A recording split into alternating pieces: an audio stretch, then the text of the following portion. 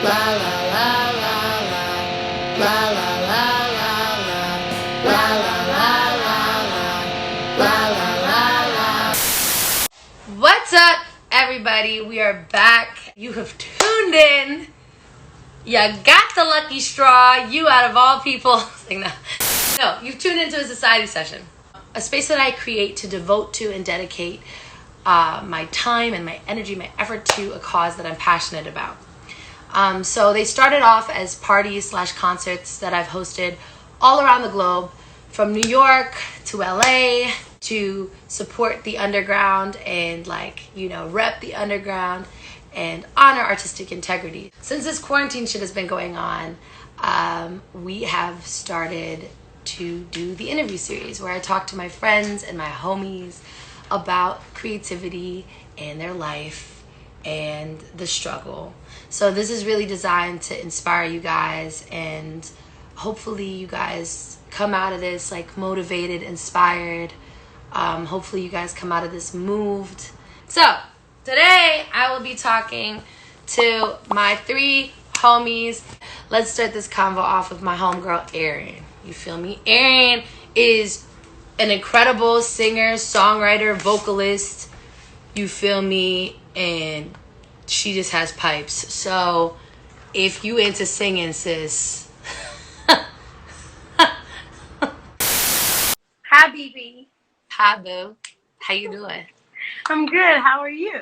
Good. It's been such a long time. It's been forever. It's been a good 20 minutes. Eryn, thank you for doing this with me. Thank you for inviting me, Bibi. I think what you're doing is really important, you know? Looking at music like a service, and especially right now during these times, it's especially important to kind of put the focus on why we do what we do. And thank you for doing something like this, curating something like this for the people, because I think it's really important that people know what's up, within our musical community, but also just people that are have somewhat of a platform, knowing what they're talking about, what they're thinking, and that sort of thing, and sharing ideas and opinions and things. I'm not good at this, by the way. Yes, you are. You're killing it. I want to hear from you, dude. I'll tell you, when I was younger, not even when I was younger, even when I was in college, and they make you stand up and do the icebreaker thing, I would always try to leave the room before we get to me, because I hate even just saying my name and my birth month. Public speaking. Yeah, public speaking, I'm awful with it. That's why if you've ever been to a show of mine, I don't really talk, and when I do, people usually are chuckling because I'm always saying something stupid or... Same. Are you kidding? We were just talking about this literally before the session. I be saying the dumbest shit, bro, in public, especially when I get nervous. But there's no need to be nervous, because this is a safe space. It's me. It's me. I know, Bibi, you dumb just like me. I don't mean dumb like that. I mean, you're on the same wavelength of awkwardness. We're here. Yeah. We eye to eye. So the last time I saw you, we was at we was at the Keep. No. We were at Saba's. No. We were at Ed Clemens's. Yeah. Release party. Right. Ed Clemens's release party. Ed Clemens, the goaty Odie. Yeah. Shout out Ed. We was at extraordinaire. Yeah. So I remember we made a song together, and we need to definitely put that song out. Is it coming out? Isn't it coming out? I hope it's coming out, because listen, especially right now, y'all, the song we wrote, Bibi, you have this wonderful ability. And also, speaking of that time, you wrote a song. You know how people always ask other singers, writers, is there a song you wish you wrote? You wrote a song during those sessions that I wish I wrote, and it was a song that was very personal to you, so I won't talk about it. Yeah. But when we played it, the juxtaposition of the beat and then what you were actually speaking on, which was extremely political and just insane, it blew my whole mind. I was almost crying. The guy who set up all the sessions was almost crying. Bibi, you're a god at writing and twisting words to make sense in such a beautiful way. But off of that cuff, we met up there. I had never been to a writing camp before. So Yeah. I was like, what the hell is this? And every time I walked into a room, I felt like I was being intrusive, which, of course, that's just my own insecurity. Yeah. But when I found you, and I felt like you were on the same wave, and you was like, come on, let's just go do something. I was like, all right, let's fucking go. So we go. And you were like, yo, I feel like this beat, we work with D-Mile, shout out. Oh, yeah. He made this song that sound very soulful, horns and shit. And you were like, I feel like this is about your girlfriend. Like when you come home to your girlfriend, yeah, you be bitching, yeah, about your day, about we were just started talking about how having friendship and a community was so important, and being able to vent about things like not having insurance, like or just whatever. And we came up with this song, y'all, that I think y'all need to hear. Y'all need to hear it. I don't think we had a song like this since Girlfriends, but yeah, I don't think so either. I don't think so either. It definitely needs to drop. I'm not capping. Like, it definitely needs to drop. We need to put that shit out. Yeah. But I need to be on my Oprah Winfrey, right? Okay, yeah. And like Mike was like Mike, shout out Mike who helped put this shit together. He's like, you need to figure out how to segue your questions, and that was my segue. Like, right. Yeah, my natural you do it, because I can't do it. So you're from, what a lot of people don't know about you is that you're from Detroit, right? And Chicago, right? Both of which are very, very, I feel like, soulful cities, right? Especially Chicago. Yeah. And I'm dying to know, because when I hear you sing, it's soul. Like, it's just like soul in voice. It's hard to explain. It's like, it's so rare nowadays that we come across vocalists that could really do the shit, you know? And I'm curious to know, like, how you feel like Detroit, Chicago has influenced your taste and your passion for music. Yeah. Like you said, Detroit and Chicago are very similar in a lot of ways, both like working class, middle of the country type cities. But growing up in Detroit, you know, Motown, we got an insane musical legacy. And a lot of people don't know, I went to Detroit School of the Arts, and Aaliyah went there. People don't be like recognizing Aaliyah as a Detroit girl. So we had actually some of the same like choir directors and all that jazz. And and just studying, you know, music in Motown, you know, put Black music on the map. So of course I have an attachment to that. Also gospel music. A lot of gospel music that you hear now is like Fred Hammond and the Clark sisters, all that is from Detroit. So I grew up in the church, and gospel music had a huge influence on me. It's specifically Detroit gospel music. And then I went to Chicago for college. I've never been there before. I just needed to leave Detroit, and I went to Chicago, and I ended up staying there. Left college and then ended up just staying there for like 10 years. And Chicago had a completely different influence on me, and I found like a musical community of like Saba. And, you know, a lot of different people there. There's some dope people from out Chicago, bruh. Dude, I met Smino, Jamila Wood. Yeah. Yes, I worked with all those people through our community, our small knit community in Chicago, where people were just coming together to create. And it didn't have the same weight on it as LA. In those two places, my lack of resources created this was a spark for creativity, and was like a driving force for my creativity from a place that was very genuine, you know? That gives me goosebumps. Yeah, exactly. And plus all the influence from Chicago and from Detroit, I mean, that on top of like being there and us just doing stuff from the bottom of our hearts was I mean, they say that like survivalism fuels creativity.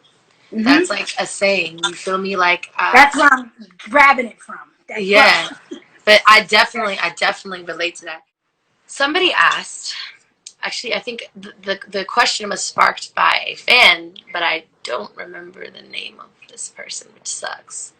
But they basically asked about like self-image. How has your image of self, like, has it changed at all? And I know for me, at the beginning, it definitely has. You know, I know now I've developed thicker skin, but I'm curious to know how you feel about it. Of course, being in an industry that is solely based on, not solely, I would say it's heavily based on image and the way you present yourself. Of course, you are going to be conscious of like, more conscious and more aware of the things that you say. And for someone who is afraid of talking in public, for someone who was, even up until I was 25 years old, afraid to sing in public, still am, by the way. That's Whoever crazy. has a fear of singing, just know that I'm here with you. And she could sing her ass off. I already said that, but anyway. When you have social media, the tendency is to, you know, especially if you're an artist, to get on and like show what you got, and like the more you're on it, the more following you get, that sort of thing. But I think that there's a thin line. You have to create boundaries for yourself, and you have to have a healthy relationship with social media, because when you are grappling with the ego, you're constantly wondering if what you're doing is good enough, if what, you know, you're comparing yourself. There was a point in time where I was completely engulfed, and I'll say this, engulfed in comparing myself to other people. And although I still didn't want to get on like how they were getting on, I would still find ways to be like, oh, but they're doing this and that. And I think one thing that we need to discuss as a community, as a musical community, is like our relationship with social media and what that means. And like, I think, you know, the more you get on and expose yourself to everything needs a response, all of these things, I think the more you're setting yourself up to be invested in everyone else's opinions about you. And I don't think we need to. I think we do art, like I said, going back to community service. I think we do art because it is a service to the people. And as long as you're drawing back to that, as long as you're going back to, okay, I do this because it is healing people, it is going to make people happy, or it's going to make me happy, heal me. As long as we're driving back to that, I think it takes the focus off of our ego. Oh, she cares about what I'm wearing. Oh, she cares that my eyebrows aren't like tweezed right, you know? The only thing that matters is your service to yourself and then to people. Just point it back. And then if you get back to that point, all the other stuff doesn't matter. But I see how it derails people. And it's because you spend too much time in that world, you know? Preach. You spend too much time in that world spinning them wheels about why this person don't like you, why that person, they don't know you. That's why. And you think that the internet is real? The internet ain't real. It's not real. None of it is real. The only thing that is real is who you are and what that means to the people that know you, actually. So, again, just being cognizant of that. And I think a lot of mental health, I was just speaking about this on Twitter, but that plays into it. That's another factor of it. But just being secure and being in touch with yourself and loving yourself, like, first. For real. And actually for real. Because there's going to be, before you get into the industry, for any of you who are out there who are like thinking of getting into this, and I'm not even like, I'm super still underground.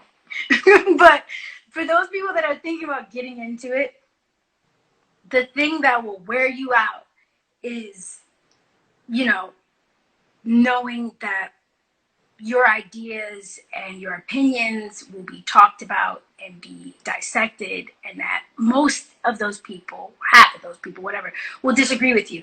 But as long as you're cool with yourself and you're confident in those ideas and in those opinions, you know, it's gonna hurt. The blow is gonna hit you a little less harsh, you know? Right. I don't know what I'm Eryn, saying. I could talk to you literally forever about this. Like, I literally, I have to go to Arlissa now, but you're such a queen, and I 100% agree with you, sis. And I love again, Arlissa. this is, Hi, Arlissa. hi, Hey, yeah. Chloe. I know. Hey, Chloe. Yes. So again, this is somebody, y'all, that has put in her 10,000 hours as far as like singing is concerned. Truly, like, yo, like you always see comments about talent. Where's the talent? Where's it? This is where the talent is, yo. This is where the talent is. Y'all are not tuning into no bullshit. Like, Eryn is very talented, very gifted vocalist, and I appreciate you, Eryn. And you're woke, and you're intelligent, and you're smart, and you didn't put in your work, and you put in your due diligence and your hours. And I love you, Eryn. Thank you. I love you too. Thank you so much. This is really dope. It's really important. Y'all are like really. I just want to say I respect you so much and love you and look up to you as a writer. And you're amazing. Thank you, sis. Okay, bye. Love, bye. Arlissa. Hello, baby. Wait, this is like I can't see my head. You look so pretty. So girl. A lot of you guys don't know. So girl. So girl is that me and Arlissa are both Afro-German. Woo!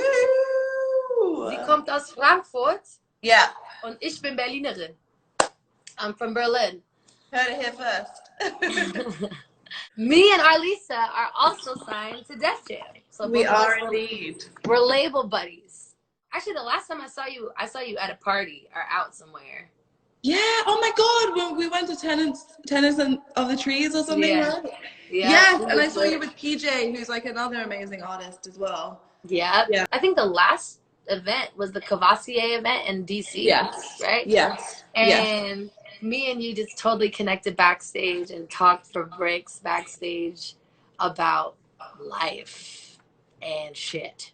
That conversation, we was talking and whatever, and you said some real shit, and you were like, yo, when I write music, a lot of the times it puts into perspective how I feel after the song is done.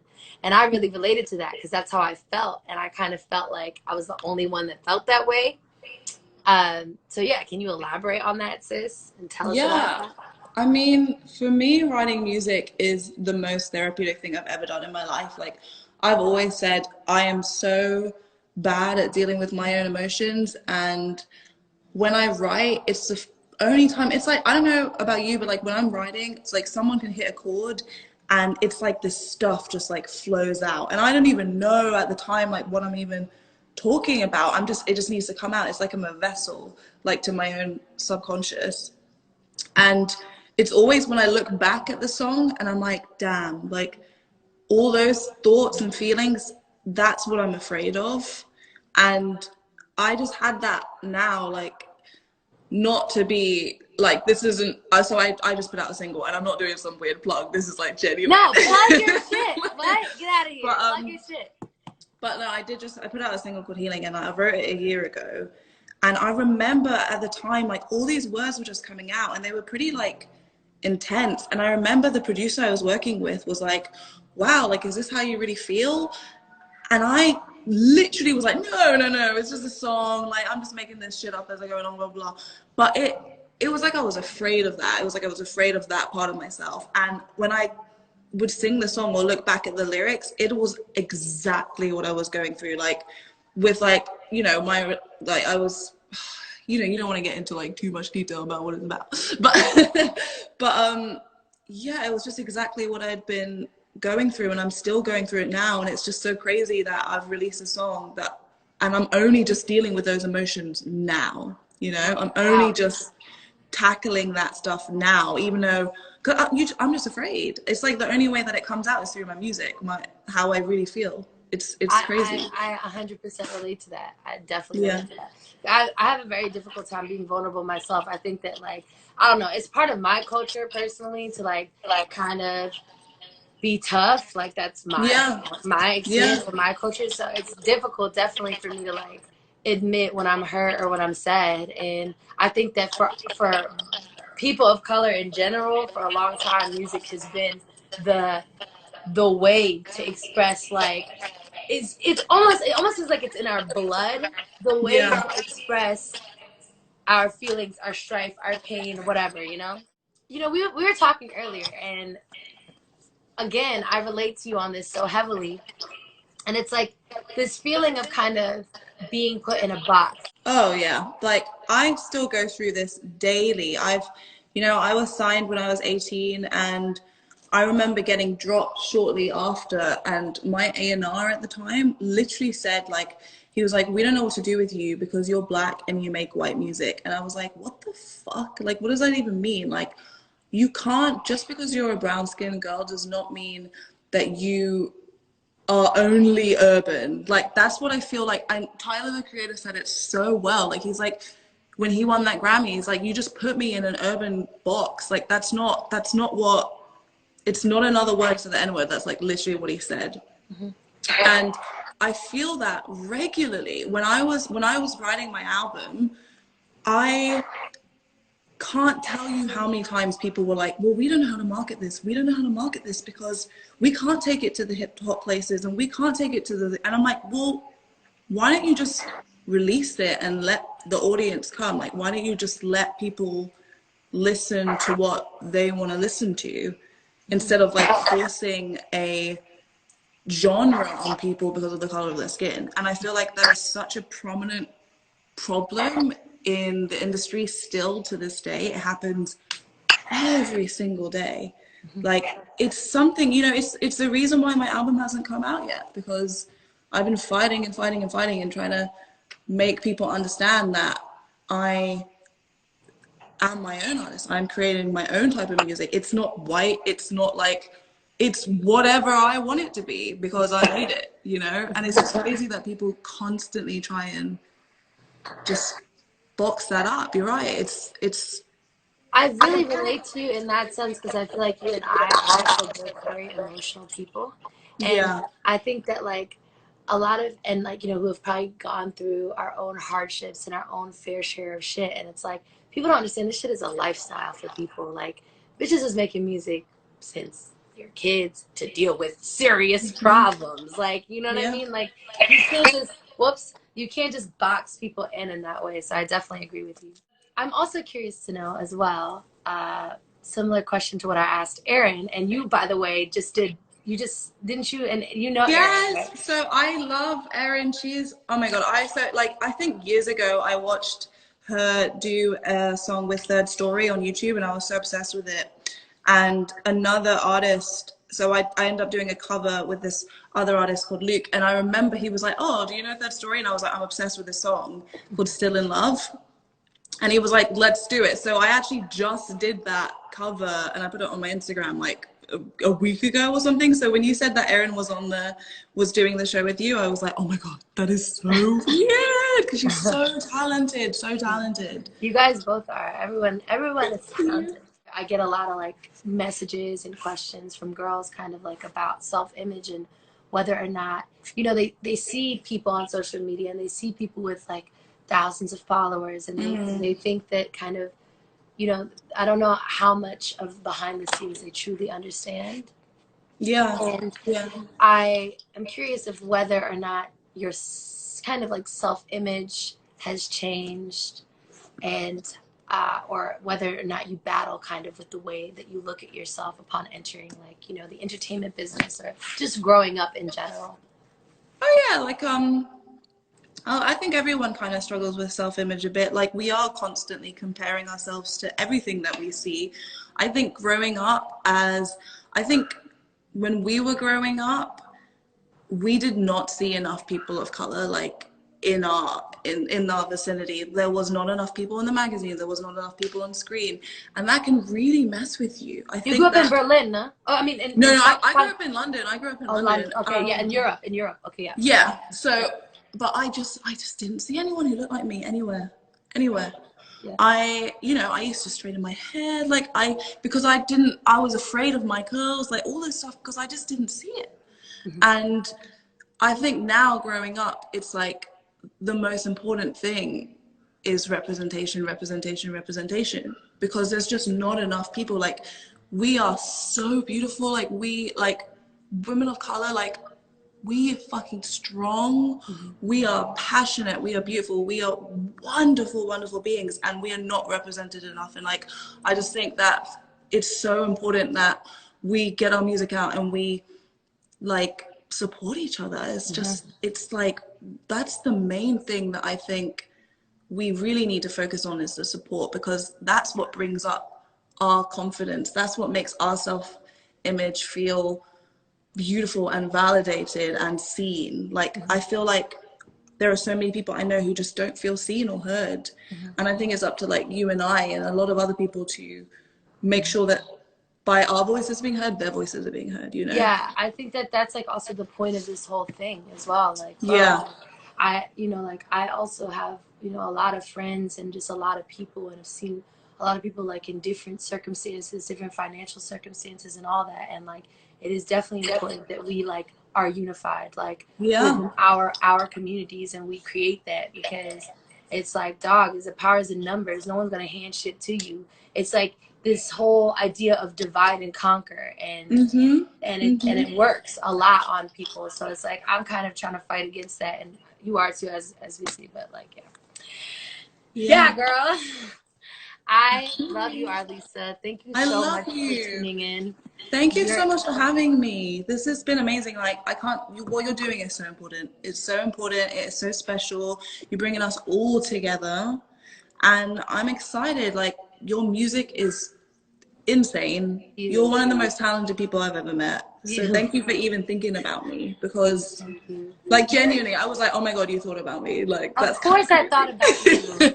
Of course I thought about you. You already know how I feel about you. Of course I thought about you. I appreciate you for even taking the time to do this. So no, thank you so much. Genuinely, I loved it. Like, I'm gonna hit you after this, okay? We gonna hit me up. Okay, my darling. All right, I'll see you. Love, bye. Love, bye. Bye. Chloe and Halle. Hi. We go back. Back, way back. We go like, way back. When I first moved to LA, I was 19 years old.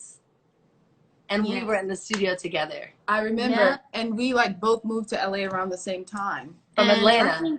Yep. And I think I 13?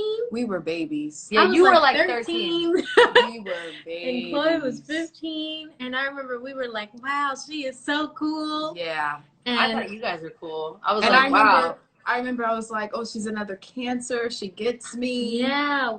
It was just so cool and inspiring to see like another young female songwriter with us there.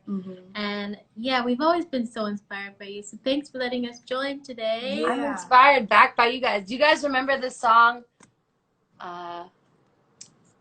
Bring Me Home? How did it go? Home? Remember that home song? Yeah. Sugar. And I remember the Riding one, and it was like, Riding for you. Oh, that one is so good. I remember that. Okay. On the topic of hard work and discipline, bro. Okay. And paying your dues. All right. Yeah. Listen, I was a little bit of a rambunctious teenager. I was a little bit of a rambunctious kid, all right, to say the least. Chloe and Halle, Chloe was singing, and Halle was singing her butt off at like fetus age. Like, it doesn't even make sense. Like it just doesn't make sense, right? Mind you, I'm over here in the studio, like, with my little guitar playing my power chords, thinking I'm like that bitch, right? With you guys. are, though. You really are. Yo, you guys walked in. I was like, all right, I'm gonna walk out. So I know that you guys were working with like a lot of producers early on, kind of in your career, and then I think you guys started producing yourself, right? Yeah, I remember because we wanted to start making music when we were very young. I think we were like 10 and 8. Yes. And like, I remember Dad would take us to like these like really big and poppin' producers in Atlanta. And like, music events. And we'd go and we sing for them. But I mean, honestly, no one would really bite and want to like produce for us, because I mean, what can you really talk about at 10 and 8? And like little girls like coming up to these producers like, hey, like, make us some music. And we're just like, oh, you guys are cute. Great. Yeah. So I don't think we were ever taken seriously. And our dad has always like instilled in us to work hard for what you want. And if you don't know how to do it, figure it out. So I remember we were about 10 and 8, and we were still in Atlanta, and Daddy sat us out at the dining room table. And our dad is so smart. He's a phenomenal like writer, not a songwriter, but just, you know, figuratively, and like how he writes essays and like everything like that. So, you know, we all looked up song structure together on Google. He printed out the pages for us. And so I remember the first thing we wrote out was like, what makes us sad? And we wrote down all the things that made us sad, and that's what we turned the song into. And it was like, what makes you sad? Our first Losing your love. about our feelings. I still remember it. Yeah. It was a little You have to put it out. You're right. You're right. I don't know if we remember it all, but that's how it all got started. And from there, we just kind of did it ourselves. And I remember recording our first demos in like our guest room bathroom all the time with our little Zoom mic, and it was like a 4-track little Zoom mic, and I remember that all the time, and that's what was our foundation. And What Chloe's kind of always- like, I'm curious to know, like, because like taking initiative, I think, comes from a lot of like confidence. Like you have to have confidence that you can even do it. So kind of like, how do you guys like hype each other up? Like, is taking initiative just something that was instilled in you as a kid? Ooh, well, when we first started, so I'm the little sister. You know that, but for everyone watching, I'm the little one out of us both. So I would say a lot of my confidence kind of stemmed from her being there and like taking the lead. And if she would do something as the little sister, I'd be like, oh, let me do that too. Cool, I can do it too. Yay. And then from there, as we started growing and realizing that, oh, this is actually, we can actually do something with our voices, it just kind of grew into something beautiful. And I think I've always been inspired by the women in my life, especially my sister. So looking to her and just knowing that she's always there has really just grounded me always. And I think that's a lot of where I get my confidence from. And, you know, we're in a situation where we're there to pick each other up when one of us is down. You know, when one of us is about to start our period and we are being rude and not nice, and you know, one of us is like, okay, girl, come on now, and snap out of it. So I think my confidence stems from basically her and my parents just all being great. I'm just like, I'm really happy that I have someone who understands everything I'm going through. You know, whenever I'm nervous, she's nervous. Whenever I'm scared, she's scared. Whenever I'm really happy and grateful and just really just happy with how things are panning out, she knows exactly what I'm feeling. And, you know, I don't think I could do this alone. You know, my sister and I, we are both, you know, I believe everyone is given a gift from God, and ours is music, and we're both great on our own, but when we come together, it's something really special, and I recognize that. And I'm just happy to, you know, be able to create music with her constantly. It's the best thing. You guys are so cute. Oh my God, I want a sister. I'm curious to know when you discovered like your voice. Like when you first started, like when you first discovered, like, wait a minute. I think I'm good at this shit. Ooh. Like, do you guys have any specific memories of like that at all? For me, I definitely, okay, there's a story of when I was 5 years old, and there was a library across the street from our house, and they used to sell like these little CDs. And I remember walking in there, I was like 5, and pink was my favorite color at the time, and I saw this pink CD, and I went towards it, and I was like, oh, I love it, it's pink. And I turned it around, and it was this beautiful lady with this huge flower in her hair, and it was Billie Holiday, and I didn't know who she was.